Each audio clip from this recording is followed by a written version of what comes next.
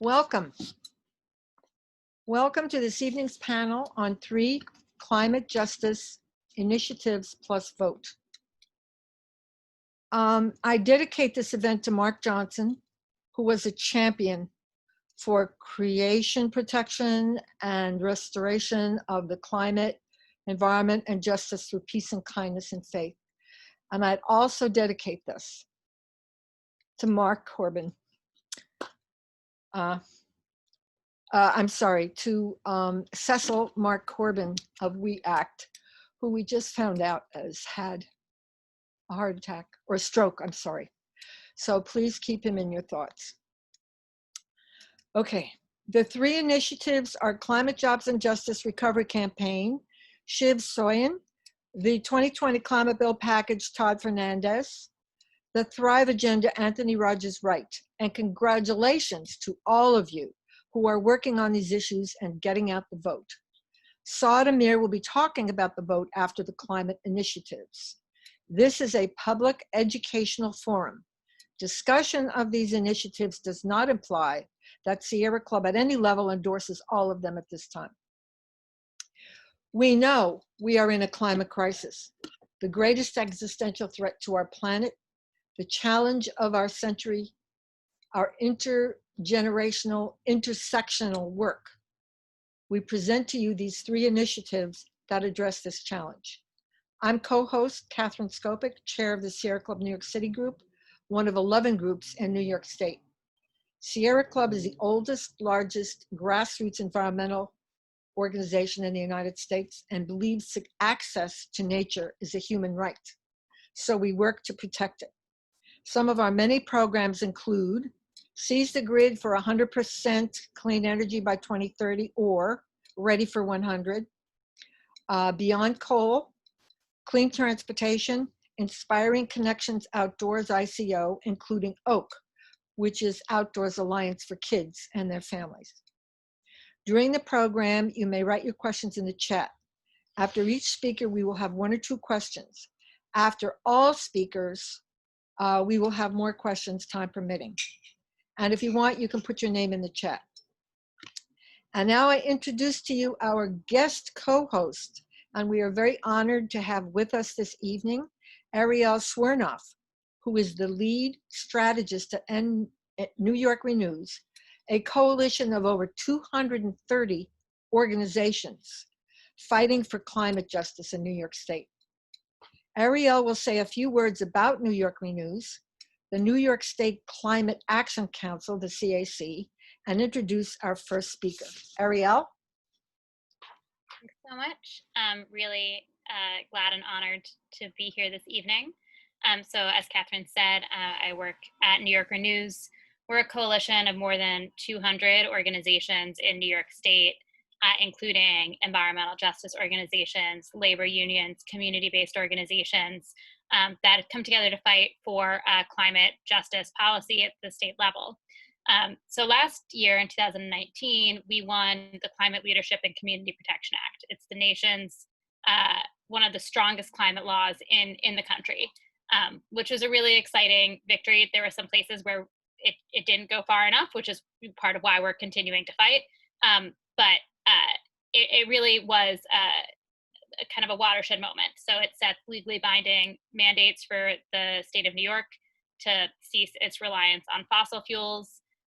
It requires that 40% of state climate and energy spending is directed to frontline communities who contribute the least and suffer the most from the impacts of climate change. And it's being implemented right now. So the CLCPA is one of the things that happens with the Climate Leadership and Community Protection Act is we have a group called the Climate Action Council that's basically writing the plan for us to hit these goals, right? To get off of fossil fuels, to invest in communities. You know, how are we going to do that in our transportation sector, in our electricity sector, in buildings? Every single part of our economy is going to need to be transformed in order to achieve these goals, and that's the body that's doing it. So the Climate Action Council, there's about 22 members. They're advised by different advisory groups, on transportation, buildings, waste. And one of our core jobs as a coalition right now, in addition to fighting for the Climate and Community Investment Act and Climate Justice Recovery, which is something that Shiv is going to talk about, is making sure that this law is implemented in line with our values of climate, jobs, and justice. So the Climate Action Council has been meeting. We've been bird dogging them. We've been contacting them. We've been writing letters. We were showing up at their meetings when it was safe to do so. Now we're showing up digitally. And that, I'd say, is like a really big part of our fight right now. So that's where we are in the New York Renews Coalition is in terms of the major bill that we passed, how we're making sure it's implemented in line with our values, and then we'll talk a little bit more about some efforts to bring down the money, right, to make sure that we've got a dedicated source of funding for a just transition for New York State. So now I'm really honored to introduce Shiv. Shiv is the executive director of TREEage, which is a fantastic organization of young people in New York City fighting for climate justice. He's also a third-year presidential honor scholar at New York University, and he's going to talk about the climate, jobs, and justice recovery. So on to you, Shiv. Yeah, thank you, Ariel, and thank you everybody who's on the call tonight. So my name is Shiv. I am currently a junior at NYU, and I'm also the executive director of TREEage. So just a little bit about TREEage and what we do. TREEage is a fully student-led climate justice that has put a lot of energy into really mobilizing young people to fight for climate justice right here in New York City and state.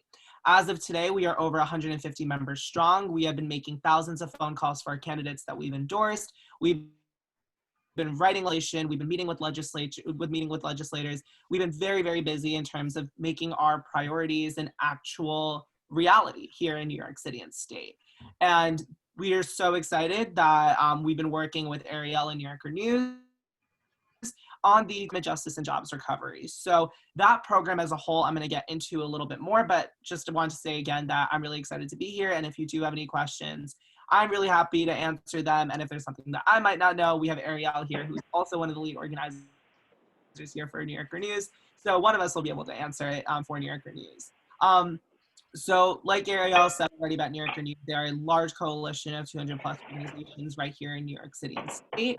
And after the passage of the Climate Leadership and Community Protection Act last year, there still needed to be a lot of gaps that needed to be filled. And one of the biggest gaps that we're seeing, especially now with the COVID pandemic that's been hitting, is that we are sitting in the middle of a massive recession. That is not just in New York, that is nationally. I don't think I have to mention that to anybody, but we are right now in the middle of a massive recession. Pollution is still continuing. We're seeing all of this really building up that's been happening with COVID-19. And we need to have, as a state, a very, very strong response that is addressing what's happening with our economic recession while dealing with the climate crisis. And there's been this notion for years that you can't address the climate crisis because it's going to impact the economy. That's been a right-wing talking point for decades. But what we are proposing here with the climate jobs and justice recovery is the truth, which is that you can address the climate crisis, and the only way that you can do that is through an economic response that actually benefits those who are the most proportionally affected by the climate crisis, and those who are also the most disproportionately impacted by this recession. And those communities line up almost exactly with Black, Brown, and people of in lower income here in the city and state. So that is what the climate jobs and justice recovery is, and the whole ethos behind it. It's making sure that those communities that need it the most have it in the most responsible way possible in the middle of a time when our state is in economic turmoil. So the climate justice and jobs recovery would basically require a few things. So the first is that it would fund climate justice communities required by law. So this was something that was left out of the CLCPA, but it's going to be solidified here, which is that New York must immediately invest 40% of all current climate spending directly into climate justice communities as required by law. Like I mentioned this a little bit earlier, the climate crisis does not impact us all equally. We need to make sure that the investments that we're getting in actually matter and actually are targeted to those who need it. Hence, putting it in communities 40% immediately in the communities that need it the most. The next, going along with the economic stimulus program, is a green jobs and infrastructure development program right here in New York. So building out a renewable energy infrastructure, so that would include large-scale solar arrays, wind turbines, grid stability, and also just funding public transportation, renovating buildings, basically building up infrastructure once again, which is something that's always mentioned as a passing thing, but is a very popular thing amongst people in New York. New Yorkers want better infrastructure, yet we don't have it. We're not afforded it because there's always something that's happening with our governor, whatever he decides to do at this point in time. But that's what we're fighting for as well. The next thing is a community just transition fund, which is part of this thing, which is part of the package, which basically is a larger direct support for community-based organizations and projects for local efficiency, whatever you're really working on. But this is more community-based, which would include things like the Sierra Club, which would include more community-based organizations. So if you are building out coastal and waterfront resiliency, those neighborhoods and communities that are suffering the most, that's where that money would go. The next thing is also an impacted worker fund. So making sure a transition to a green economy is very possible, but because we are not there right now, we want to make sure that those who are in those types of jobs have the ability to transition and don't have any sort of economic difficulty without it. That's not what a job transition, that's not what we want. We don't want people suffering because they are in a job industry that is with non-renewable energy. So that's what that impacted worker fund would be. So that would be direct payments, bridge to retirement, and also making sure that monies go to municipalities, school districts for local economic development. So all of this is coming together into a larger legislation called the Climate and Community Investment Act. So that is the funding mechanism for this, and that's the central piece of legislation that's being proposed on the state level that would make polluters pay for the harm that they've caused our communities and invest those funds directly into the mechanisms that I've stated already. So we're actually able to transition our state into just renewable energy. So that is basically what, like I said, a polluter's tax that would go straight into these funding mechanisms. And yeah, the four things, once again, just to state it, is green infrastructure, the community just transition fund, the impacted workers fund, and then did I mention the rebate? No, I did not mention a rebate. So the last piece of this is the energy rebate fund. So that basically will reduce people's energy costs and protect them from people like National Grid,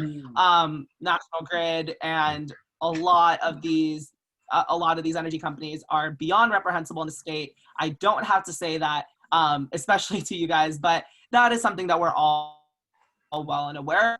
And that is a way that we can make sure that National Grid does not hold us hostage and continue to do things like this. They continue to build pipelines, they continue to build this infrastructure. We don't need it. And that's what this is directly addressing. So the CCIA, like I mentioned, is the fourth piece that is the energy rebate fund. And yeah, that's basically the overarching culmination of what the climate justice jobs the climate jobs and justice recovery package. It's really making sure that in the middle of this pandemic, in the middle of this recession, that nobody gets left behind, that we actually have a greener New York. And the way that we do that is by centering climate justice, centering those that are the most vulnerable, by making sure that nobody gets left behind in this transition and making polluters pay. Polluters have been going for scot-free for years, decades, because of people like Governor Cuomo, because of special interests that have been running New York for decades. We have seen just within these last few years such formation in New York City and state politics of new leaders coming in. And the reason that's been happening is because people have been holding these leaders accountable. People have been fighting to remove members of the IDC. People have been fighting back against Cuomo and his BS, whatever he's usually doing. So that's how we're going to continue winning this fight. And the CCIA is the next step in making sure that our climate goals in New York can actually be met. So that's an overarching view of the actual package, what this campaign is suggesting. and how we actually get there and actually meeting this moment. So that's all I have in regards to this package. I covered it extensively, but I'm still happy to answer any questions if there are any lingering questions or anything like that. Thank you, Shiv. That was excellent. It gives us a very good overview of what's involved in this.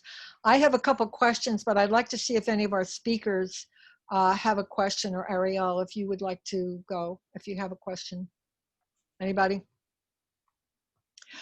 My question is, and I don't know exactly how to ask it because I don't know exactly what I'm getting at, but I'm wondering how the money, this tax that's going to go to the EJ communities, what is there a mechanism within this package to enable that, and like a committee at the EJ end, or some kind of structure to receive those monies and to disperse them fairly? Like, is that mechanism in place, or is that going to be decided upon? So, I mean, from Ariel, please correct me if I'm wrong on this, but the way that the package has been proposed, so this is a polluter's tax. The actual amount that's being proposed is $35 per each ton.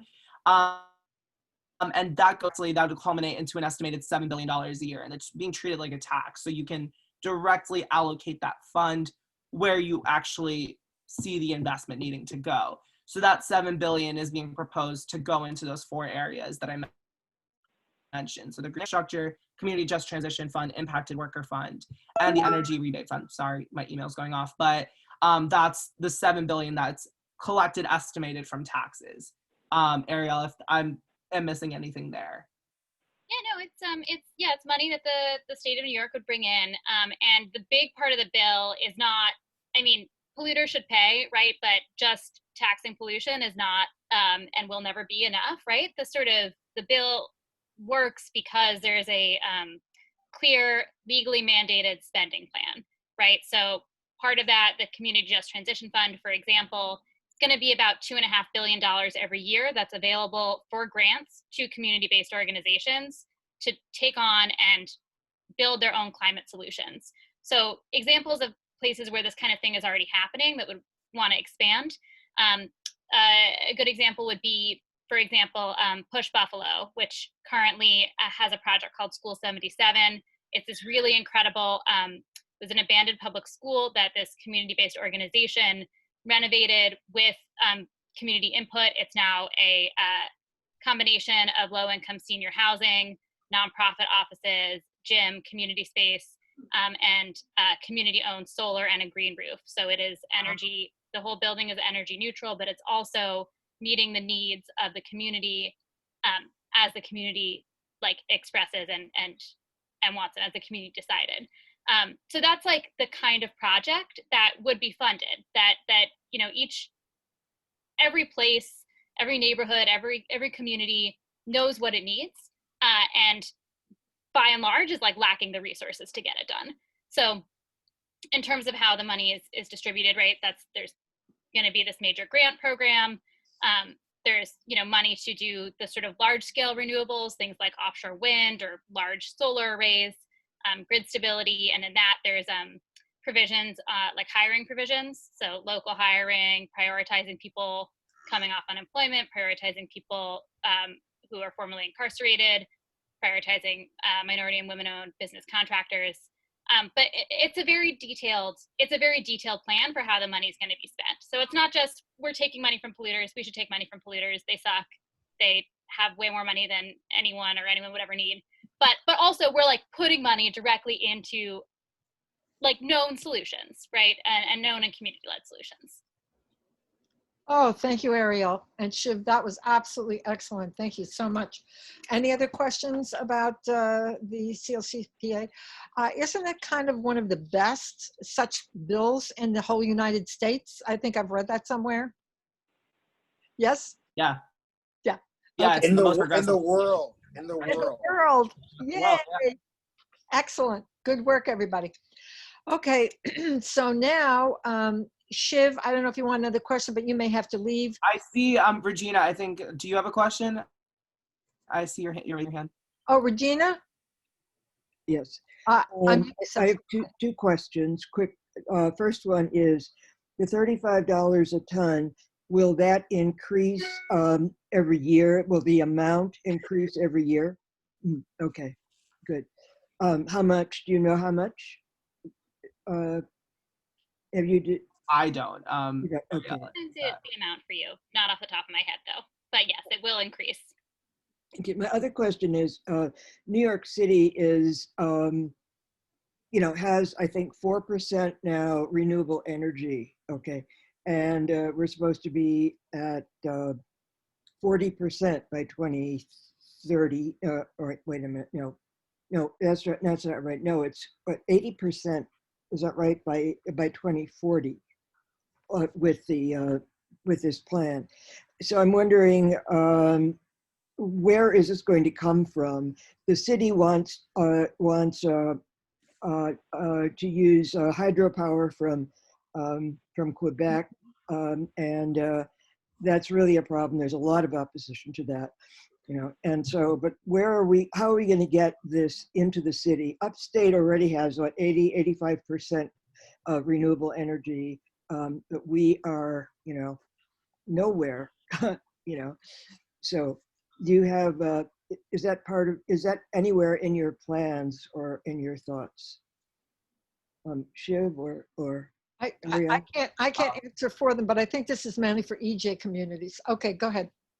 Shiv? Oh, okay. I'm actually going to kick it over to Ariel because I think she'd be able to answer this a little bit better than I would. Okay, thank you. Yeah. And let me know if I'm not answering your question. It's about Hydro-Quebec.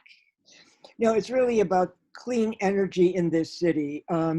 The governor and the mayor want to get, a stopgap from Hydro-Quebec, but it isn't really clean and renewable, and there are too many problems. But I'm asking, how are we going to meet the goal when we have so little right now? And I don't see a lot of plans. There are some plans for offshore, offshore wind, but can you answer that at all, or am I okay? Yeah. So yeah, and you're right that Hydro-Quebec is problematic and has, there are huge concerns, right, for Indigenous nations in Canada and all of that. But by and large, like we know, scientists know, people know how to get to pretty close to 100% renewable energy for our whole economy, right? It's not a technological problem, right? We know how to get there. We know how to create solar energy. We know how to create wind energy. We know how to make buildings more efficient, to invest in public transportation and, electric public transportation. So it's really, it's not a scientific question as much as it's a question of political will and ability, So yeah, and money. Where's the money coming from? And money, right? And so the CCIA is that's the money, or that's a significant part of the money. Like $7 to $10 billion a year, which is not quite enough for what the state needs, but it's a big chunk of the way there. And then the plan is, in the spending plan and also in the plan that's being developed by the Climate Action Council right now and their advisory groups. So there's a transportation group whose job it is to be like, all right, what are the investments that we need to make in the MTA, in upstate public transportation, and buses, and regional transit to get us there. And so a lot of that work is happening right now, and maybe we want it to happen a little faster, and maybe we could be, bothering the people doing the work a little bit more, but yeah, I hope that answers your question. Can I run one other thing, Sister Ariel? Yeah. To this sister's question, I just want to say that as has already been indicated, the Climate Leadership and Community Protection Act is heralded as one of the most aggressive climate policies, not in the country but in the world. The CCIA is also about funding the just transition in the short term, because we also know that, as my teacher and mentor Eddie Bautista, godfather to my child, has taught me, we cannot wait for the federal government to get their shit together. We need state level funding for the just transition, and the CCIA, you will not find a more progressive tax or fee in the country. I'm from New York. I live in Washington State currently. We had two failed climate carbon tax bill 732, I think I 1631 just had was it. not didn't I? progressive enough. The CCIA is what we need to leverage money from the states until we can get money from the federal government to fund the just transition at the state level in the short term. So what Sister Ariel is doing, Brother Shiv, and the New York City Environmental Justice Alliance is doing is what we need to light a fire under the the Fed's butts until we can leverage that money to the local level. So this is a beautiful policy. And I tip my hat to you, Ariel, and to my brother Eddie, because New York renews, and I'm not saying this as a Yankees fan, but I am also saying this as a Yankees fan. California has been seen as the leader, but New York has taken it over and proven again, whether it's climate policy or rap music, Biggie Smalls. So thank you, Ariel. Oh, thank you so much, Anthony. Catherine, can I just add one quick Oh, point? sure. As much as you want. Ariel and Anthony both hit it really well, but I mean, we do know that we can get to 100% here in New York, and it's three ways that we've seen it. It's wind, water, and solar. And it's really just about making sure that we have the ability to do that. And I think the one number that I didn't touch upon with the CCIA is the number that's being projected with the number of jobs that are expected to come into here in New York, and the jobs that are going to be used to actually make this infrastructure. So the CCIA is projecting around 150,000 good green jobs over the first decade, which is an incredible number that is actually going to be working on these green projects throughout the city and state, and making sure that we are employing people directly within our communities, actually stimulating our economy. So that's estimately generating around $138 billion for New York's economy over the first decade as well. So that's how we do it. And the way that we actually force this to happen is what Ariel said, the political will, the money to make it happen, because we have the science. The science is on our side, as we all know. And here in New York, we actually do what's possible to actually convert our energy grid. It's just Cuomo, it's just our special interest. It's a lot of these different factors and that we have to overcome. But in terms of the actual logistics, for the lack of a better term, that is something that we have on our side because it is feasible. It's just fighting for the CCIA, fighting our fight for the CLCPA, and continuing to make strides from there. Thank you, Shiv, Anthony, Regina, Ariel. Thank you so much. Yes. Okay, so now we're going to move on to our next speaker, and that is Todd Fernandez. And I've worked with Todd. He's just a joy to work with. I've worked with him in several projects over the years. And Todd is, he's an activist, a lawyer. He's been working on climate and environmental issues for a while, with representatives as well over 100 organizations, much more than 100. And he is also the executive and legislative director of the Climate Crisis Policy. Todd, the floor is yours.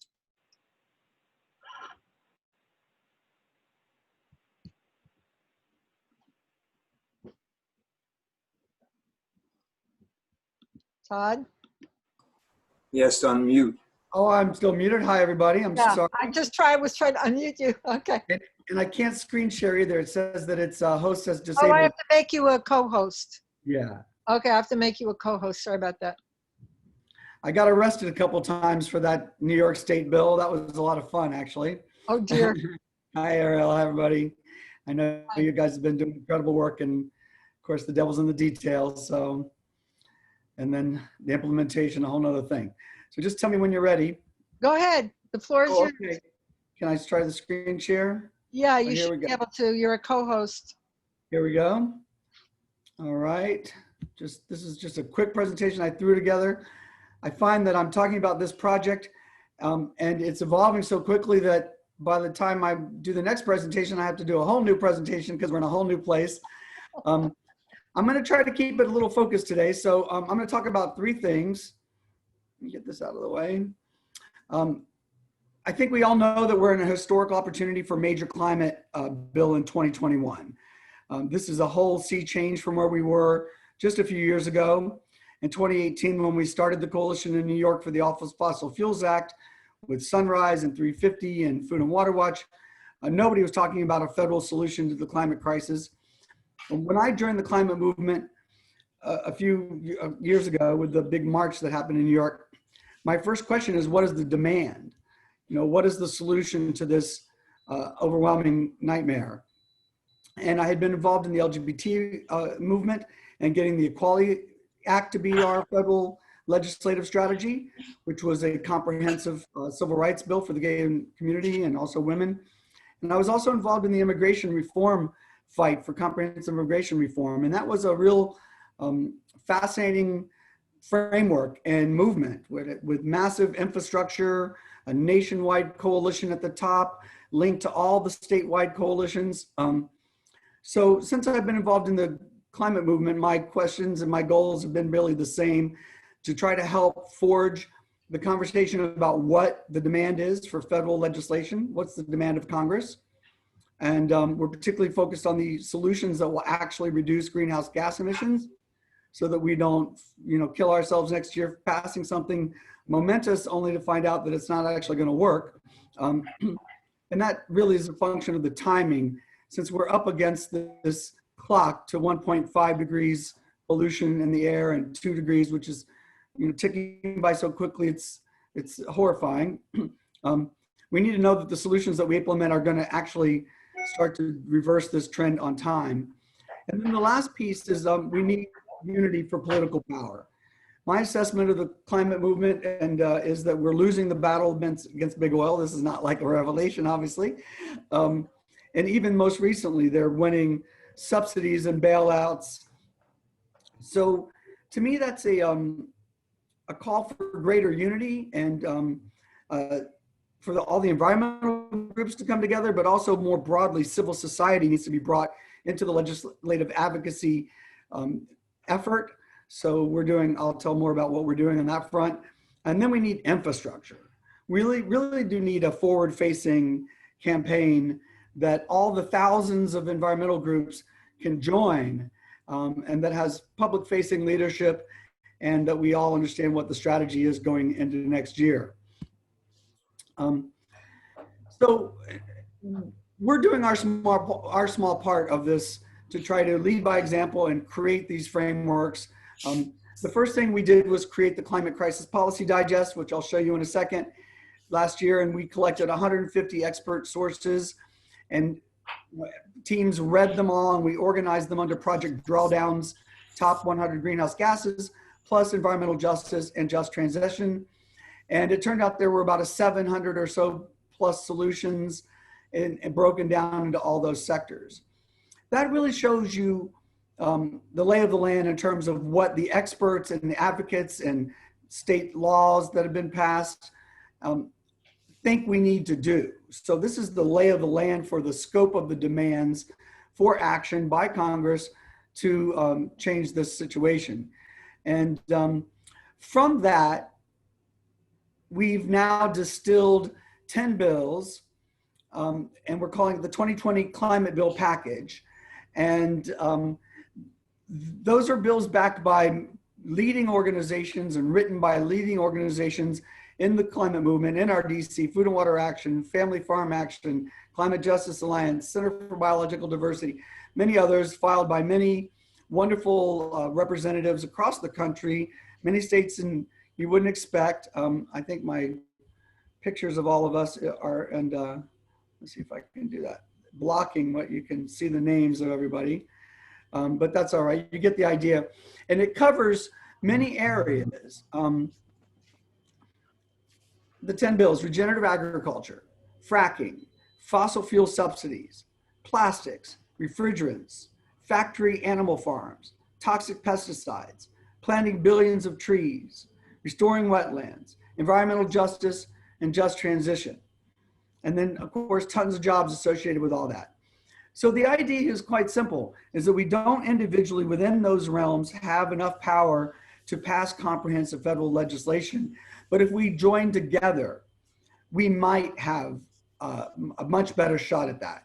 So when you start to package all these various sectors, you bring in the people who are passionate about bees and butterflies and biodiversity when you ban toxic pesticides, and animal rights and shuttering factory farm You bring in the animal rights activists and people who care about all the environmental fallout from that. And the factory farms, of course, are feeding them as what's resulting in lots of forest destruction so that they can grow the feed for the factory farming. Plastics, the idea there is to make the manufacturers responsible for their own waste streams. So that's a novel concept, and it has the backing of a whole coalition of organizations working on plastics. Banning fracking is led by Food and Water Watch, particularly near homes and schools. That has a whole constituency. It also has a great deal of resistance, as you can hear in the presidential debates and the DNC platform. And I was on the phone with Cory Booker's office, and they were also hedging on this issue. And so I'm just, perplexed at that if it's not just the pure politics of the matter. But then these bills also help fossil fuel workers and communities with transition. There's a bill that would outlaw hydrofluorocarbons, basically changing the refrigerants in all the cars and air conditioners and the freezers. Such an easy thing to do, and it has bipartisan support and industry support, and that would have huge impacts. It's all these hydrofluorocarbons that you never see but are seeping out of all these machines into the atmosphere and causing exponential levels of warming compared to regular carbon. There's protection in these bills for communities suffering pollution. For the folks that are interested in democracy and fighting the oligarchs, there's an antitrust review and moratorium on big ag. The package also has a bill that would stop $15 billion a year in taxpayer welfare to big oil. And if you're not already excited by that package, there's a Job Corps to hire thousands to plant billions of trees and restore wetlands. There's a lot in the package, and now the trick is to find the activists in each district and go get the votes. This is the list of the bills. And these are just the bills so far, and these are not a comprehensive climate bill package, but they're core elements of what should be in one. And there are other bills that we're going to be adding over time through the process. It's an open community process. We have meetings every 2 weeks on Wednesday. I've been doing that since July 1st. I'm exhausted from having meetings every 2 weeks on Wednesday, but nevertheless, it's going great. There are bills on international forests to ban products into the United States that have been sourced from illegally deforested lands, to protect the habitats of the orangutans and the Amazon. And there's a bill to ban fossil fuel infrastructure, which is in the works now from Food and Water Watch. And there's a Climate Equity Act, which you'll hear more about probably in a minute. And there's a new bill, Justice for Black Farmers Act. So we'll be constantly adding bills as they're written. And then let me just tell you, and so the idea, you see the idea. We want to unite all the parties who care about all those individual issues into one mega force to force Congress to act next year. So in terms of building a national network, this is obviously something that should happen at the top of the pyramid of environmental organizations, in my opinion. In the immigration movement, there were the coalition had the U.S. Conference of Catholic Bishops and the National Association of Evangelicals and the ACLU and NAACP. And so all these groups that care about immigration obviously work together to decide what the bill should look like. They had mobilization ready, multiple marches on DC, a big fast on the lawn. These things should happen at the top, in my opinion, but I often find you have to start at the bottom to move the top. So what we're doing with this project is we're going forward and having organizations adopt a district in all 435 congressional districts. There's only, there's 435 people that can decide the fate of humanity and the direction of the United States, and then of course the Senate. So my philosophy is you have to organize in every district. You got to get the pro votes to get, half of 435. Then you also have to soften in the opposition. So the idea is to create many coalitions in each congressional district. And we already have 66 districts adopted in 20 states. And we've only been putting this in motion for the last couple months. And the groups that have adopted the local, their own district are the local chapters of 350 and Climate Reality and Unitarian Universalists, Sierra Club, Faith Leaders, Interfaith Power and Light.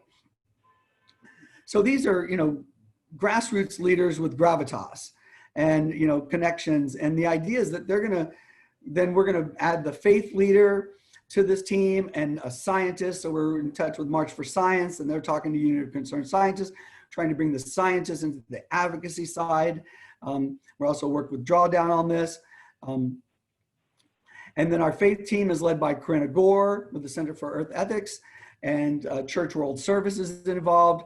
And on EJ fronts, I like to tout that we're close with Climate Justice Network, which you're going to hear more about in a minute, and Anthony, and the National Action Network, which is Al Sharpton's organization, and they've been involved since the beginning. So the real idea is to get ready for 2021. As I said, we need, I believe, a National Climate Federation linking together the various centers. I think there are different networks and different coalitions. There are obviously different networks and coalitions working on the individual issues, but even at the macro level, there are circles of organizing going on, and Food and Water Watch's center on a big group of legislative directors in DC that are starting to coordinate and hopefully will formalize their network. The U.S. Climate Action Network is another network of organizations, and you get the idea. There are various of these, and I think the best hope we have, given the amount of time we have before next year's fights commence, the best hope we have would be to link them all in some sort of federation, a network, so we could at least have a joint federal facing campaign like Reform Immigration for America did, and clarity about what the demands are, resolving any disagreements on what the policy issues are, which is should be easier than it is.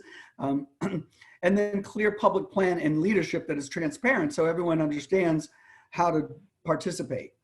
And the idea then we would engage in unified lobbying and simultaneous direct action. And the last piece I think is really important is a joint media and marketing campaign. And I'm really happy to say that we've now made great contact with two incredible marketing agencies, one in DC and one in New York. And they're both saying yes to helping us to create a multi-agency marketing campaign for the Earth, for the solutions to save Earth, so that we next year set the debate terms going into this, you know, what's going to be a fascinating debate, obviously. And those two agencies have me so excited because of their contacts and their interest. If you don't know already, the media industry has stepped up through the Columbian Journalism Review, and they're having an initiative to help the media do better in terms of reporting on this topic. And the legal community has stepped up with the Sabin Center, and 25 law firms are drafting sample legislation for the city, state, and federal level, really, actually. And they have the law firms, and now we're going to have the marketing industry. And I tell you, I think this is the missing piece of the puzzle, and I feel excited now that we're going to have a solution to that. So in terms of next steps, and I'm going to show you the website just real quickly after this, if I have another couple minutes, but join our adopted district program in New York. New York's pretty well adopted. Catherine's one of the leads, and we have like half, or at least more than half, I think, in New York, but there's always a few more to adopt, or another district that you're interested in where you're from. We have as the target everyone who has signed the Green New Deal resolution, because we feel like they should be the low-hanging fruit. And we need to figure out if there is such a thing, actually, because despite the greatness of all those bills, that a lot of them have very few co-sponsors, but keeping in mind that most of them were just filed in the last 6 months. So they're all brand new. You can join our Wednesday meetings every 2 weeks, which you can find out about on our website.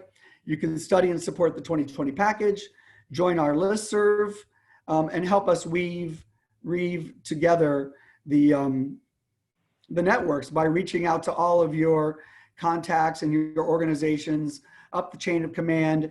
Ask the leadership, what is our plan for next year? This should be the question on everyone's mind.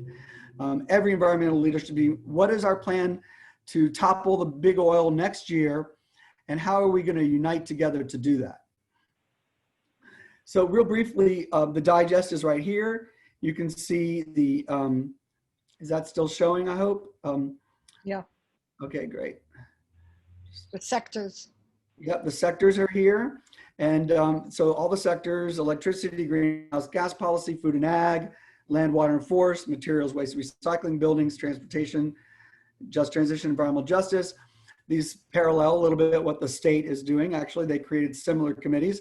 And then if you click on one of these, you'll see it takes you to transportation, for example, and has the subtopics of all the issues addressed by Drawdown. And then you see the solutions: achieve 100% fossil fuel or zero emissions surface transportation by 2050. And then over here, you see the documents that reflect these ideas. And so this is, again, just to show us all the ideas, that all these organizations support them. And it shows our common ground so we can really unite across topics as well and across sectors. And then the last thing I want to show you, oh, well, since this clicked over, one more thing I'll show you. The documents page. This shows you all the documents that we have collected from all the organizations that you would want to hear. So it really is the collective brain trust of the climate movement and all the experts. And the last thing real quick is we did just add a page for the climate bills that we just talked about, the 2020 climate bill package, which is going to open here. And here it is. The 10 bills are listed here. And it shows how many votes they have over here under district votes. It shows the number of groups that have endorsed them. Some have 0 because we're just still adding those. Anthony, we need to get the group list for Environmental Justice for All Act, by the way. I've been meaning to ask you. Those are the bills. If you click on a bill, it shows you all the people who have voted for or have already co-sponsored it and all the organizations that support it. And then if you click on votes, it has all the congressional districts here, all of them listed. And then you'll see that over here on the right, there, I'll stop. Somebody has adopted this district. So this is Colorado 7. Jan Rose has adopted the district. If you click on that, you find Jan Rose, her email, and the organizations that she's associated with: Climate Reality Denver Boulder chapter. And so our goal is to fill in all these little adopted district black pieces with someone who's adopted the district, so they could be the point person for anyone who's in that district to join efforts to get the local representative to sponsor the bill package for now as a starting opening salvo, but then more importantly, to build that mini local coalition across interest groups so that we're ready to throw down in 2021 and actually get this legislation passed. And that's my presentation. The last piece I'll just mention is that we have policy sector teams broken down by all the sectors, and they're reviewing the United States Climate Crisis Select Committee's new plan, and they're comparing it to the digest. So we'll see what issues the House Democrats have decided they're going to tackle within each of these sectors and what's missing, more importantly. And that will help inform our pointed advocacy going forward. And we're looking at what's missing in terms of policy, but we're also looking at what's missing in terms of greenhouse gas impact analysis, because we want to be able to, and that's why we're working with Drawdown and MIT to get them to do the analysis of these bills and figure out, okay, if we pass this bill, what impact is that going to have in reducing greenhouse gas emissions? Because that really is the only number that matters if we're going to try to save this planet from going over the cliff, or at least reduce the harm, because the cliff is almost inevitable in some respects. So they're working on that number, so we can say next year with certainty, as we're looking at legislation, we think this will do X in terms of reducing greenhouse gas emissions within 10 years. Because that's really the time frame that we really need results. And that means passing the bill and then implementing it and building out the infrastructure that we're talking about and building out the renewables. You know, this is obviously an impossible timeline So we have to act like it's an emergency and do it as quickly as possible. And that means passing federal legislation with mandates and incentives, belts and suspenders, both and, because this emergency requires nothing shy of exponential effort, exponential action, and then us really uniting as a people to come together against 80 corporations and to see if we can unite or not to defeat those corporations. And to me, that's the test that humanity is facing. The climate movement, everyone. Can we put aside our differences and come together to work together next year or not? And that will determine the fate of humanity. It's our ability to work together. And I'm seeing great hope in that direction, but I feel like we have a fair amount more to do. And so I'm happy to be doing this with everyone. I know there's great hearts and minds in this effort, and I'm looking forward to us all working together and becoming an unstoppable force next year. Thank you. Bravo, bravo, Todd. That was all with one breath. We have to act like it is a crisis because it is a climate crisis, right? It is. And I so much like what you said about working together, because within our culture, we have so much of the binary system prevalent, the competitive. And competitive can be good, it can be helpful, but we're only going to get this job done if everybody comes together, can put aside their own turf and find our areas of commonality like you did with the climate crisis policy digest, finding where groups can come together. And when we get there, and I'm very hopeful that we will, we can then say, we've done it because we did it together. Mm-hmm. So thank you very much, Todd, for your positive energy and for your moving forward. I can't believe you've done all this work. It's just like totally mind-boggling.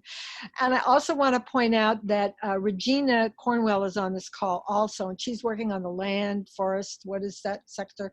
So she's also working on the digest, and she's on this call as well. Okay. Can I ask a question? Sure, go ahead, Irene. Yeah. Since you, well, thank you for your presentation. You know, that's a huge job. I'm assuming that a lot of people still need a lot of education on these bills and these issues, that there might be a time when Pelosi might talk to you and say, you can have one hearing and which one would you choose? Or you can have two hearings and what, you know, which piece of the 10 bills or 10 issues would you choose to start people thinking of how important all this is? Well, I agree that there's a great deal of education to do on this, and that's why our marketing team is really going to target activists, but also the public at large, and we're going to teach these solutions in a condensed way that makes sense. I really don't feel like we should bifurcate or separate.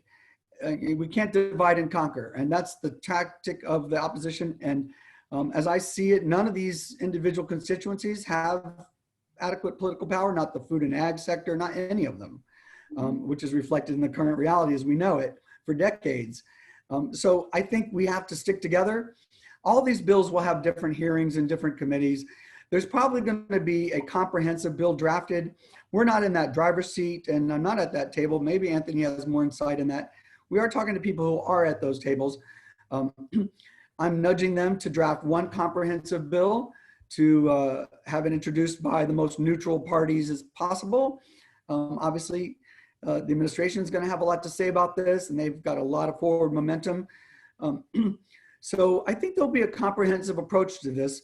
Part of the problem is that a lot of this, they're going to weave into their economic recovery efforts. And so that's not a problem. That's a good thing, really. So it may be that some pieces move piecemeal because they're ready to move on transportation infrastructure or green, energy infrastructure, so we don't know. So we're gonna have to watch everything together, stick together, and even if things get accomplished, we have to make sure that we're still committed to each other through the end. And even no matter what we get next year, I'm forecasting that it's still gonna be a down payment. It's still not gonna be enough. But so this fight is gonna go on. as it did in New York. And but I really want to urge us not to let things get bifurcated. I mean, hearings will be bifurcated, that's normal. But somehow or another, we need a comprehensive package so we're all on the Capitol lawn together. So we're having a nationwide fast simultaneously. You know, I've been arrested 3 times. I know people are ready to put their lives on the line for the planet. If we have a big enough demand that we can tell them is a real solution, because we believe it, the scientists are telling us this will do it. And then we will all go to the mat. But we can't do that on one issue here and one issue there. It requires that collective energy and focus, just like we did in New York, really. Maybe I can just mention something. In New York City, you know, the speakers before talked about there's 3 things, wind and water and I forget now what else or whatever, 3 issues. The solar. Huh? Wind, water, and solar. Yeah. Solar. So in New York City, they actually passed 2 bills that will make buildings more energy efficient, which I think is really a huge step, and people don't always appreciate it. They have started with the largest buildings and they're now going to the smaller buildings so that the demand for energy will be reduced. I think that's a priority from the Sierra Club, you know, to tackle energy efficiency first.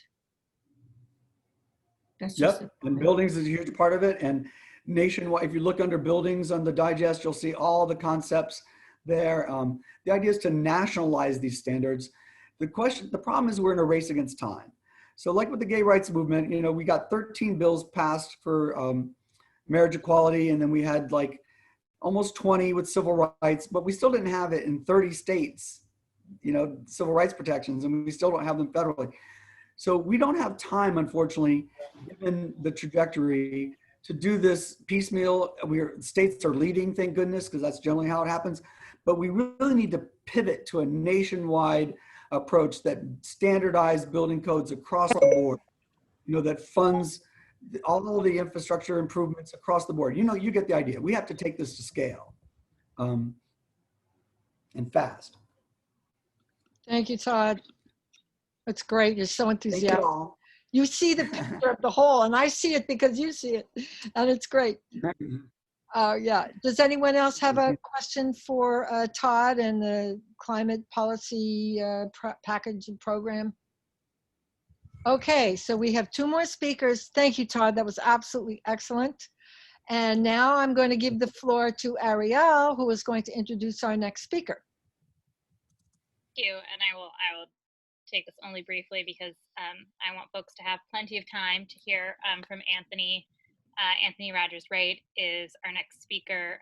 He's a policy coordinator for the Climate Justice Alliance. The CJA is truly the nation's leaders in the climate justice movement. If, you know, the CJA is like, this is the way we've got to do it, that's who I'm listening to. You know, these are organizations and folks at the front lines of the crisis and also at the front lines of the solutions. So Anthony is the policy coordinator there, also a board member at Friends of the Earth, and is the CJA's Green New Deal policy lead. So he's going to talk to us today about the THRIVE agenda, which is this really radical and bold federal policy that understands the root causes of all of our problems. You know, they're the same, and so we need solutions that recognize that. So with that, I will turn it over to Anthony. Thank you so much, Sister Ariel. I'm still digging the purple so much that is such a badass outfit. And I really do want people to take a moment and embrace the incredible work that our brother Todd has done. This is a matrix that is accessible to all, not just New Yorkers, but like it's a model for how we compile climate policy across the country. So this was not a small effort. I'm not sure if Todd has funding, but he did this from his heart. And that is how we're gonna win this fight, is people like Todd who are just providing this information to everyone. It's very important. And I want to say that we've included it at the Climate Justice Alliance, Todd's work, so that we can keep our New York members informed, whether it's Push Buffalo, New York City Environmental Justice Alliance, Uprose Brooklyn, and then all of our indirect coalition partners who are part of New York Renews.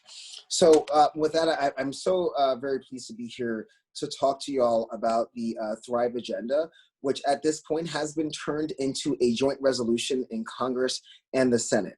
We are pleased to announce we have 100 sponsors in the House and the Senate, including the squad and Minority Leader Chuck Schumer, who introduced this with us along with Senator Ed Markey, and which is a very, very big deal in an election year where we know that sometimes Democrats can get a little skittish.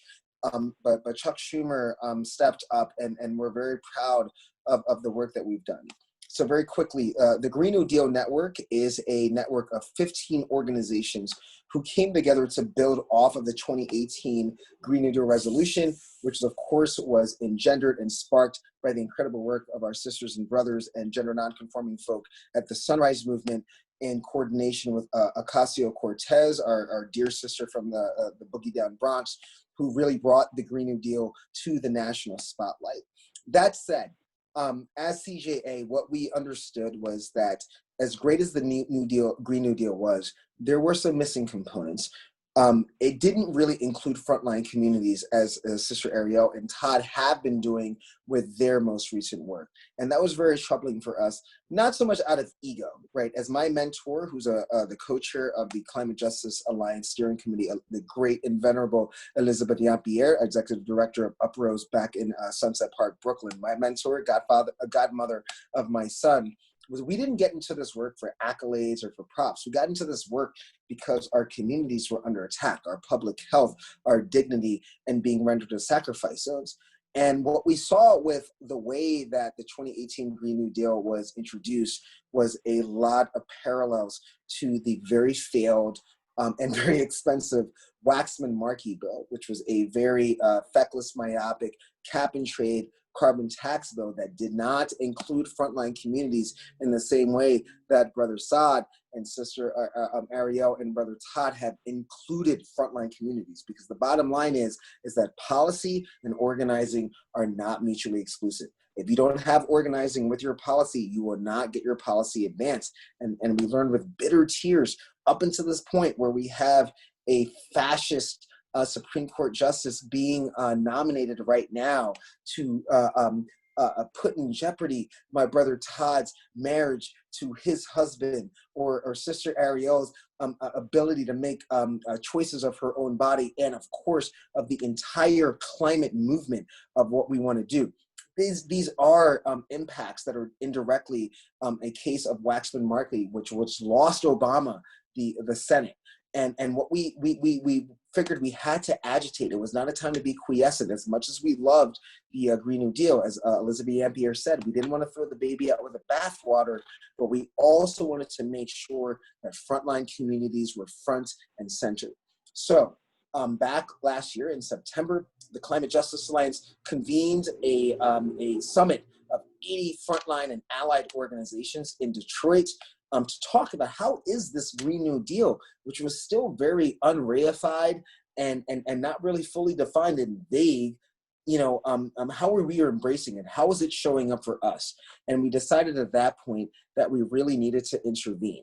And we started working with our good friends who are a part of New York Renews, as Brother Todd talked about, Working Families Party, Uprose, Push Buffalo, to form a united frontline table, which eventually turned into the Green New Deal coordinating table, a national network including our good sisters and brothers, gender nonconforming from Sunrise, Sierra Club, Indivisible, SEIU, 32BJ, Movement for Black Lives, Climate Justice Alliance, Indigenous Environmental Network, Greenpeace, People's Action, Center for Popular Democracy, to come together and have these hard conversations. And from those hard conversations, we came up with the TREEage agenda, which was not so much of a check against the Green New Deal, but what the Green New Deal could look like if we had everyone at the table, an intersectional lens of EJ groups, of green groups, of labor, racial justice groups, and of course, electoral intervention groups like Indivisible, who also sit at our table.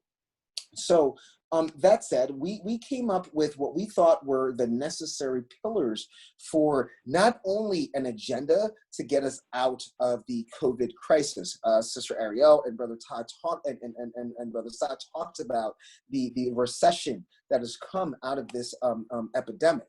What we understood at the Green New Deal Network was that COVID-19 is a great elucidator, a magnifying glass on the existing interlinked crises that were in effect before this pandemic hit, having to do with white supremacy, patriarchy, and colonization. Everything that you're seeing, it's no secret or shock why COVID-19 is impacting first and worst, like the climate crisis, Black, brown, and indigenous and poor white people who were already subjected to systems of oppression before this pandemic hit. So it was not so much about restarting the economy. No disrespect to the Democrats' nominee for president. We understood it's not just about restarting the economy. We have to reshape it if we're not going to find ourselves in the same position in 4 years from now. In 2008, Barack Obama inherited an incredible crisis, bailed out people who we didn't agree with, giving birth to Zakati Park and the incredible activists and justice seekers of the Occupy Wall Street movement. But here we found ourselves again. So we understand that we cannot keep embracing this idea of peak neoliberalism, that it was time for something different. And that's why we came up with Thrive, because it was not just about surviving, it was also about thriving. And this is a coalition. A lot of people like to talk. We've been through this moment of the summer of where we saw amazing solidarity after the lynching of George Floyd and the intolerable murder of Breonna Taylor across all others. But then we started to see a fleet, and we're seeing it now. White support for racial justice has plummeted below where it was before George Floyd and Breonna Taylor, and support for Black Lives Matter also the same.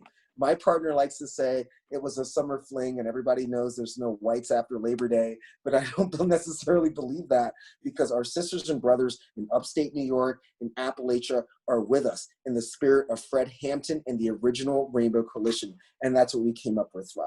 So we came up with 6 pillars. The first pillar is we have to create millions of good jobs, safe jobs with access to unions, because we know from the 19th century agitations of the original CIO that the best power that we have is when unions and workers are allowed to strike and shut down the economy if the economy is not working for them.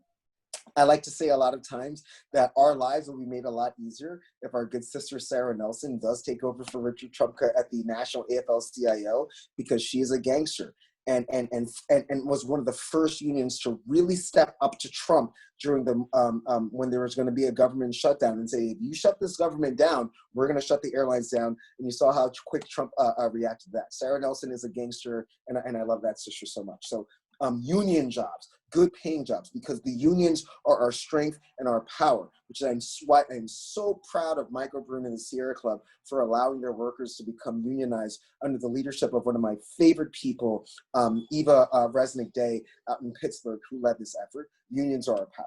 The second pillar is building the power of workers to fight inequality, which builds off of that idea of unionization, collective bargaining. We saw it in West Virginia, in Oklahoma, in Arizona, red states. When teachers came together, they shut the state down and they got their way. Why can't we also do that with climate justice, as Brother Todd was talking about with these amazing resources that he's made available to us? We get those resources to the people, to the lay people, so that climate is not considered a white thing or an academic thing. It's considered an everyday thing, whether you're in Brooklyn, whether you're in Staten Island, whether you're in Echo Park, even out in Far Rockaway. And as much as I don't like some parts of White Plains, even White Plains, because I'm from Brooklyn, but that's all good. The third pillar, investing in Black, brown, and indigenous communities. We know, unfortunately, we have a legacy of racism and white supremacy within unions and in progressive spaces to this very day that we have to deal with. I'm so proud of Michael Brune for releasing that article about John Muir referring to John Muir as a monument that also has to come down. The Sierra Club has come such a long way in the advent of my good brother and one of my teachers, Amer, as the chair, former chair of the board of directors. And all of you Sierra Clubbers, you are very blessed to have Michael Brune as your leader, because he holds himself accountable, and I love him for that. And he's also a very, very good dresser as well. Giants fan, San Francisco Giants fan, but you know, and no one's perfect, and neither are white men, as we know. But we understand that until we uplift and correct the many faults of the New Deal, which excluded Black, brown, and indigenous people and women of color, we are never going to have climate justice. Climate justice and racial justice are interlinked, as our good brother from the Sierra Club, Hop Hopkins, said in his beautiful article, breaking down how this all interlinks. And that's how we came up with Pillar 3. We have to invest in Black, brown, and indigenous communities and understand that we have broken our trust as a national government to the first people of this nation in broken treaties and slow genocide, whether it's the Dakota Access Pipeline or uranium mining with the Dene tribe in Arizona. So as much as we like to talk about Flint, and that's very important, long before Flint, Dene people in Arizona had no access to clean water, and indigenous women were trucking in water once a week so that people could drink water and cook their food. Pillar 4, strengthening and healing the nation-to-nation relationships with sovereign indigenous nations. Very important. Sovereign indigenous nations. This past week, some people supported so-called Columbus Day, which basically is in a celebration of white male mediocrity. A lucky white male who didn't even know where he was. I would say that Columbus is the luckiest white male in history before this current president of the United States. And what we're talking about is that if we do not strengthen our trust with indigenous communities who have all of the answers, who have had all the answers, whether it's mass incarceration, as my good sister and teacher Winona LaDuke from Honor the Earth taught me, she said, it occurs to me that before the colonizers came here, yeah, you know, indigenous people aren't perfect. No one is perfect. We did bad things to each other, but we didn't have prisons. We didn't kick people out. We worked it out through transformative justice. And that includes our relationship to the land, because the more we become separated from the land, the more we become separated from each other, hence where we find ourselves right now. We have to strengthen our sovereign trust and the nuances of that trust that this government has to indigenous people. And until we do that, we will never realize full and mutual climate justice. Pillar 5, combating environmental injustice and ensuring healthy lives for all. Those of you who are New Yorkers are no secret to this, whether it's the Bronx, Sunset Park, Brooklyn, who just had a massive victory against Industry City. Staten Island, home of the Wu-Tang Clan, and I think some affiliate of the New York Yankees minor league team. But we are treating our Black, brown, and indigenous communities as sacrifice zones. That simply cannot happen anymore. The 17 Principles of Environmental Justice from 1991, which the Green New Deal is standing on the shoulders of, teaches us no nuclear, free, prior, and informed consent of indigenous people, and no more sacrifice zones. If there's one sacrifice zone here, that means we are all losing in the spirit of climate justice, which is why I'm so loving of my dear brother Todd, whose compilation of these policies proves that. Is that there will be no climate justice until there are no sacrifice zones, no more cancer alleys, no more petroleum places in Houston, no more sinking land in sovereign home territory in Louisiana. So we have to combat environmental injustice to get a full Green New Deal and a full Thrive agenda. Pillar 6, averting climate and environmental catastrophe. We all know that as much as some of our Democratic colleagues like to say, re-enter the Climate Paris Accord, that's not enough. That's a step. But we know that if we enter the Climate Paris Accord, that is not going to keep us from breaching the 1.5 degree centigrade threshold. That is literally, Jakarta, Indonesia is moving their capital because of rising sea levels. We know about Micronesia, who are thinking about relocating their entire culture to places like Canada. We have to avert 1.5 degrees, and that means no false solutions like carbon capture and sequestration, carbon capture, utilization, and storation, carbon offsets, which is a threat against indigenous sovereignty, and fake cap and trade bills. As Brother Saad and Todd were talking about, and Sister Ariel, the Climate Community and Investment Act is a carbon pricing mechanism, but it is a full emissions pricing mechanism that our brother Eddie Bautista was intentional about. And those elements are going to be reinvested 40%, not 40% in New York. We tried for that, but Governor Cuomo is a bit of a sociopath, which is why it's the Climate Leadership and Community Protection Act. We'll talk about that. At least he's a Yankees fan. But we understand that we have to reinvest that money to fund the just transition now. So when we're talking about averting 1.5 degrees centigrade, Brother Todd talked about the Climate Mobilization Act in New York City, Climate Leadership and Community Protection Act, Climate Community and Investment Act. We have to keep that power in the states.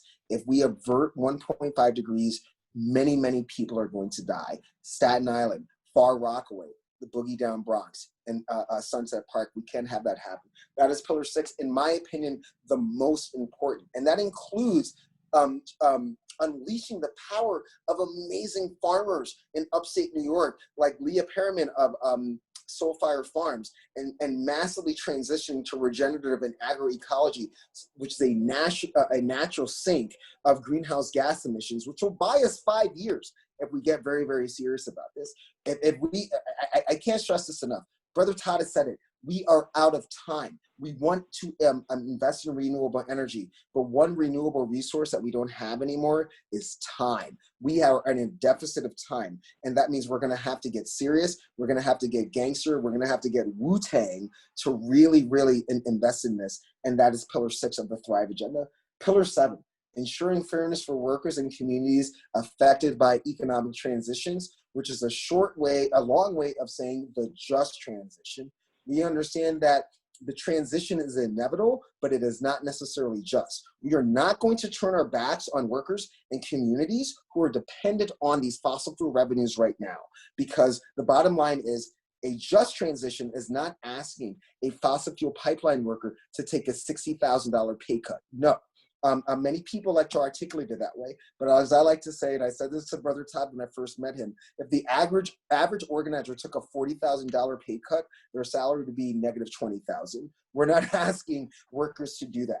We are going to make a just transition where we take care of their pensions, their health care, their free training, and their income over the time that it takes for them to transition to the regenerative economy. Workers are a key component, like New York Renews, as Ariel was saying, 200 plus groups. That includes labor, EJ, and Green. We are never going to leave workers behind. We don't do that. The fossil fuel industry has already left workers behind in West Virginia and Appalachia. 9,000 layoffs by Shell. Exxon kicked out of the Dow. We are standing with the workers, whether they're with us now or not. The ensuring fairness means that we are going to bring workers with us. We are going to make them whole as we transition to the regenerative economy. Huge, really, really, really huge. Without the workers, we are nothing. We are never going to leave our workers behind. And that includes care work, which is largely inherited by women. Women are the future of low carbon or zero carbon work. And we understand that there cannot be a Green New Deal without a lens of a feminist economy, which is not saying that we're going to recreate the patriarchy with a matriarchy. We just happen to know that a feminist economy is going to take care of us all, and that's usually been the case. There's a reason why the U.S. women's soccer team is much better than the men's soccer team, and we can talk about that later. Reinvesting in public institutions. So we had this time under Roosevelt where we were investing in public institutions. Unfortunately, they were keeping too many people out. We're going to create new public institutions at the federal, state, and local level. My good brother, Brad Lander, who's running for comptroller, I'm not supposed to do this, has a plan for that. And y'all should really look forward to his climate plan as the climate controller of talking about that, how we can invest in government-sponsored public institutions. Everything from our schools, our sanitation departments, our transportation departments, even our cops, who I don't really like to talk about right now, but everything can be climate action oriented. as long as we invest in them and give them the lens of understanding that we are in a climate emergency and it's going to take all of our public institutions to get us out of this climate crisis. So those are all the pillars. And what I would like to say is a lot of people like to compare this to the Green New Deal resolution. They are parallel. What I would say is that the main difference is that where the Green New Deal resolution was a little bit siloed, a few people taking credit for it, the Thrive agenda is building off of the Green Deal and saying this time we are going to be massively inclusive.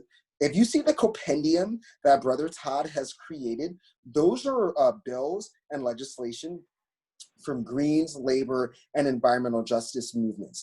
We understand that in 1999, my current hometown after I left New York, with my beautiful son, Zaire Cielo, I love you, brother. You should, what time is it? You should be asleep by now. You should definitely be asleep by now because the Yankees are out of the ALDS. You have no excuses. But we understand that in 1999, we had this moment when we broke silos, 9/11 happened and they broke us apart. What Todd is doing, what Ariel is doing, what Brother Saad is doing is busting those silos down. Me, myself, I am Jewish, and I like to say that what we need are sukkahs, so that like we do have our places where we can retreat to and build power autonomously, but we always have like not one wall in front of us so we can all see each other and come together collectively. That is a Thrive agenda. The Thrive agenda is you. The Thrive agenda is New York. We are building off of the Climate Leadership and Community Protection Act. Sister Ariel is being way too modest. This is not one of the best climate policies in the country. I've spoken in Switzerland, Germany. Everybody knows what's happening in New York City right now and New York State right now. So you all need to take a bow because as I like to say, as the Yankees, not the Giants, because if I said as the Giants go, the climate movement goes, we'd be fucked. But as New York goes, we have taken that leadership. Y'all all should take a bow. I'm a proud New Yorker because of what has been coming out of that state. The Thrive agenda is heavily built off of the amazing work that y'all are doing. And once again, thank you, Catherine, for inviting me to this because it's such a pleasure. And I've never been prouder to be someone who has grown up in New York City, in New York State, to see the amazing work that y'all are doing. So thank you. Thank you, Anthony. That was absolutely amazing. I couldn't take notes fast enough. You are an inspiration to us all.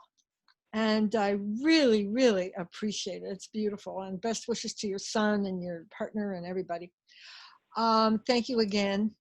And I think we have a little time for Saad. Before Saad comes on talking about the vote, I just want to say that everybody's wishes here, and Todd's especially, to work together, all of us. I think this panel and this evening in a way symbolizes different groups coming together, able to honor one another and work together. So I thank you all for being this, just being yourself so wonderful and putting this all together. Thank you, everybody. Thank you, Anthony, Todd, Ariel, and Shiv. And now we are going to hear from Saad. And Saad is the founder and director of Plus One Vote.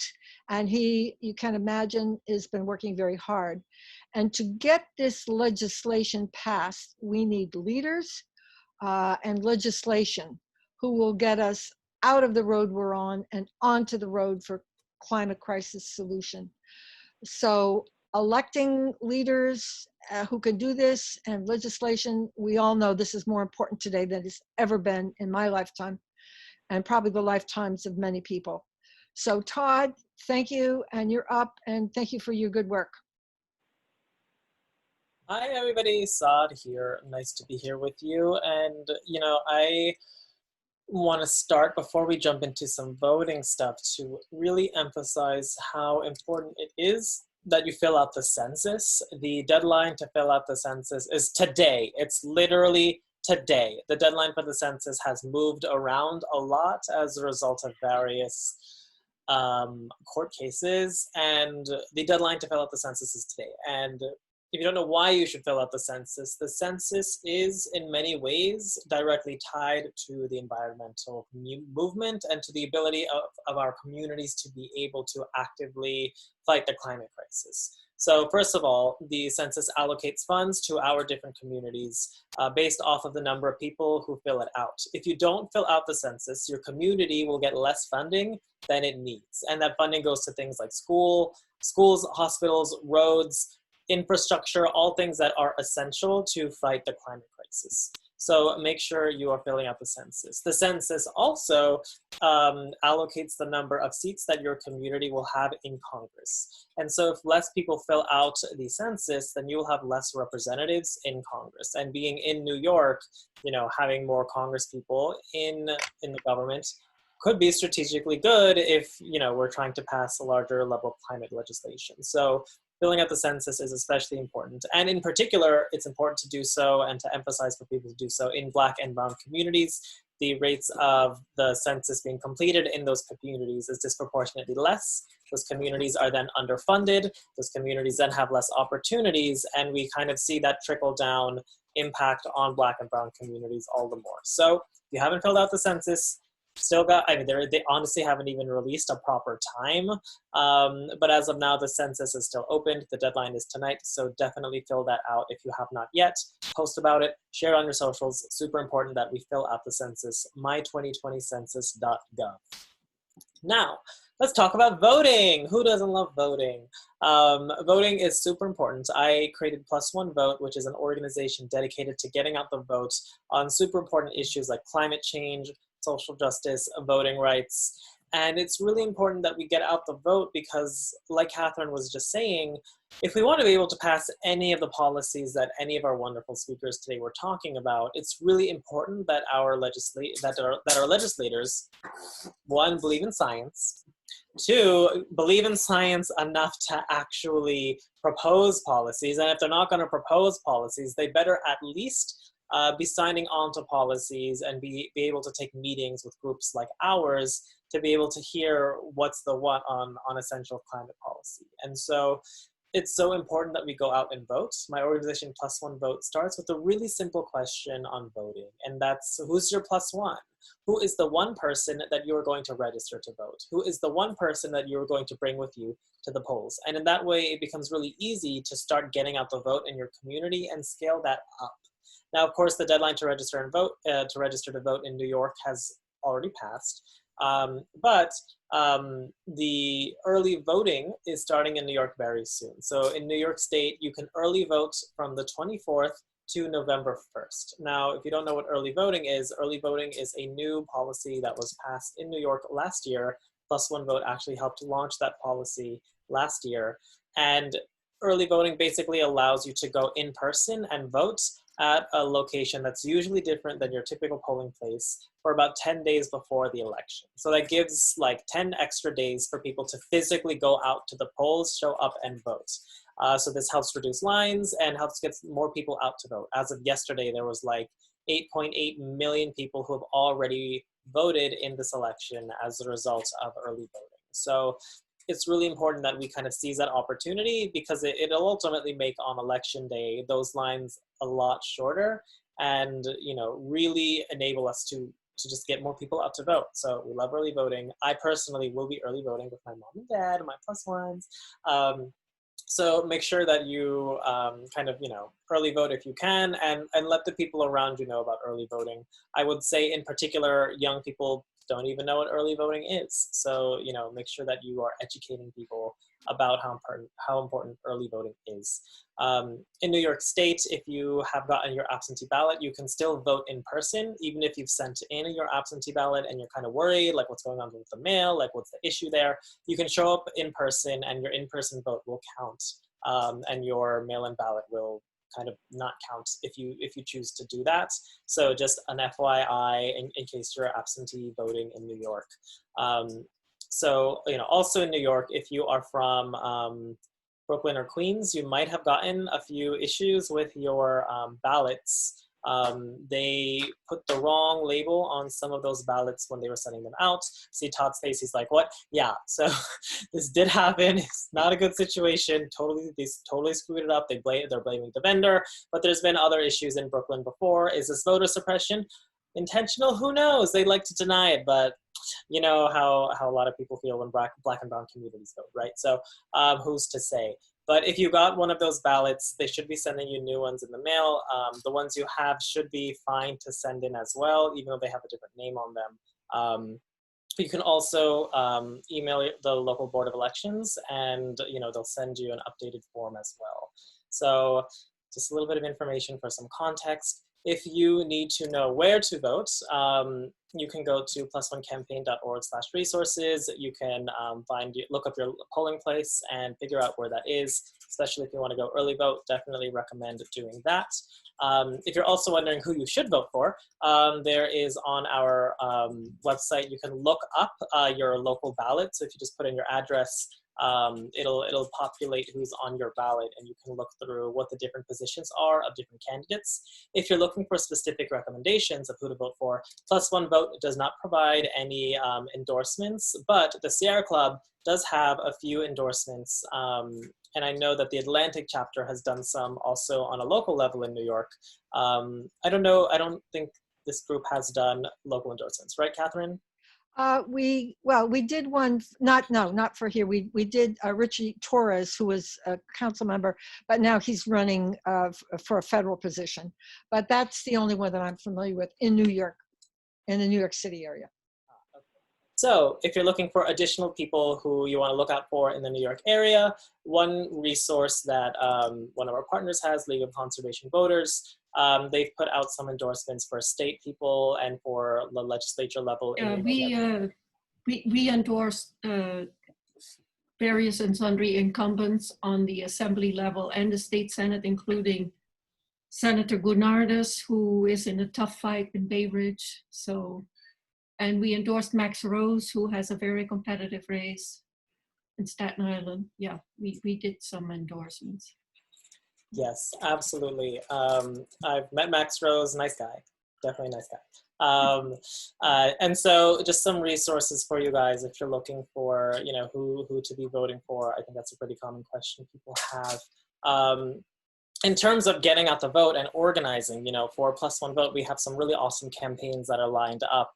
And have been doing some really fun things. In the past few weeks, we did a big climate voter campaign with Al Gore. Last week we did a takeover of V magazine, and we had, people like Taylor Swift, Halsey, Mariah Carey getting out the vote with us. We love, and in the next few weeks, we have a couple big campaigns that are coming up as well. So you really want to make sure that people are, out there posting who their plus ones are, sharing with the world, how simple it is to get out the votes. We are also organizing a massive march to the polls, which will be on October 24th, and which is the first day of early voting in New York. It's National Early Vote Day. And so for that, we are right now coordinating with a bunch of different environmental organizations to put on this march, and have hundreds of people marching through for the sole purpose of getting out the votes. People from the climate movement, the women's rights movement, Black Lives Matter movement, Pride, all the good movements that have really been pushing for change, I'll say, over these past couple of years. So how does that work? Marching to you organize your neighbors, or how does that work? Yeah, so what we're doing is we're doing a march in Manhattan. We're currently planning the march route, and it'll be about bringing people physically out to vote. In New York, you can vote anywhere within your county. So if you live in Manhattan and are registered to vote there, we'll be marching to an early voting place for people to vote there, to physically be able to vote. But it's also, symbolically really making sure people understand that early voting is launching in New York. For example, I'm from Long Island. I'm here right now, and I obviously can't vote in Manhattan. But I think it's really important that we really highlight and showcase how important it is that we do go out and early vote. And so if you are interested in organizing with us, we'll send out an email with some additional information. You can also sign up to organize with Plus One Vote in the Get Out the Vote efforts that we have for these next 19 days. We're almost here at this election, which feels all too close, but also forever far away.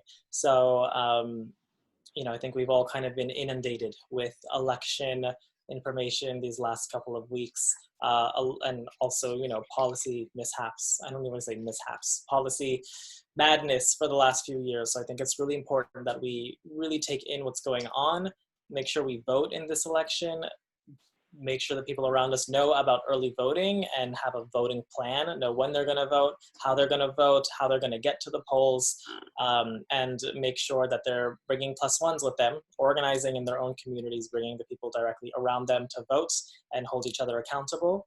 And together we march, we run, we vote, we win. So Hey. happy to answer any voting questions if you guys have any, and thank you guys for having me. Well, thank you, Saad. And what is the date of that march? Did you say the 13th? The 24th. The 24th. Oh, the first day of early voting. Okay. Yes. And may I add a teeny detail about voting? That is, if some people have their ballot, they got it through the mail, and they're not quite sure where to put it, at the polling site, there will be a drop-in box at the information table. So like if you have your ballot ready to go, but you don't want to go like all the way into the polling site where everybody is, so forth, you can just enter at the door. The information table is right there. There's a drop-in box for your ballot. So you can just put it in right there. And the Board of Elections will, of course, get that. So that's for a group of people who have filled out their ballot that they received in the mail and aren't quite sure what to do with it or where to put it to vote. So thank you very much for your excellent work on this. It's really amazing, Saad. Yeah, you've really done a lot. Thank you very much. Yes, it's come so far, and you've been on it for so determined for so long, Saad. It's really been great to see it now come to fruition. Wonderful. Felt like I was a loner a couple months ago, and then suddenly like everyone's like, let's get out and vote. Where did that voting kid go? And so here we are. So super excited. Okay. Catherine, can I screen share my the Sure. memes I made? Sure. Just have a look real quick, everybody, at these memes. And I put the link in the thing, but this way you take them and you can use them yourself. I put them with and without the logo. So here's the first one: Earth election, nowhere to Oh, run. wow, I like that. And vote. And then so here's the next one with our logo, but you can use the first one. And here's one with the burned out town. I think this is in Oregon. And there's the version without the logo. And this is a dried up creek. And then I think there's one more. Oh, the flooding. I think that was one of the hurricanes down south.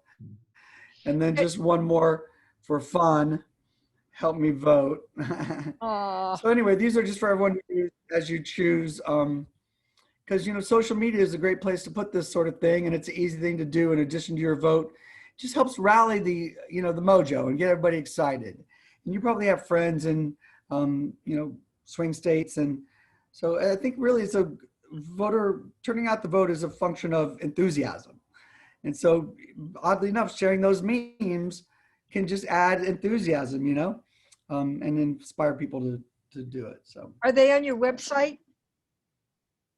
no, they're not on the website, but I put the link in the chat here Oh, okay. a while back. Here it is right here. I can do it again. Oh, okay. No, I see it. I see it. Oh, no, that's Okay, well, adopted district. I'll put it at the bottom so that way you can grab it. Okay. Oh, wait. GOTV memes. I'll put them there again. Okay. Oh, that's good. They're cute. They're really effective. Nowhere to run. That's really like people used to say, throw it away. Throw it away where? There's no place to throw it away. Where is away? It's the same thing. Nowhere to run. No place to go. Okay. Thank you, everybody for joining. I was going to ask the speakers a question of what they think is the biggest roadblock, but I don't know if we have time. And I think most of the speakers mentioned that. If anybody would like to, Todd is still on, and if anybody would like to mention that, what do you think is one roadblock for us to accomplishing our goal? I just still feel like it's the lack of unity at the federal level, with a very clear forward-facing campaign. We have lots of networks, and like you hear about them every day, you find a different one. The Green New Deal Network is another one. But what is the plan next year, and who's leading that charge? And I'm still waiting, and for that to materialize. And we're doing our part, but that's what I still am waiting for. Great, thank you, Todd. Ariel, do you have any closing remarks that you'd like to say? Thank you for being with us this evening. It's an honor to have you with us and to serve as co-host. Do you have any closing remarks?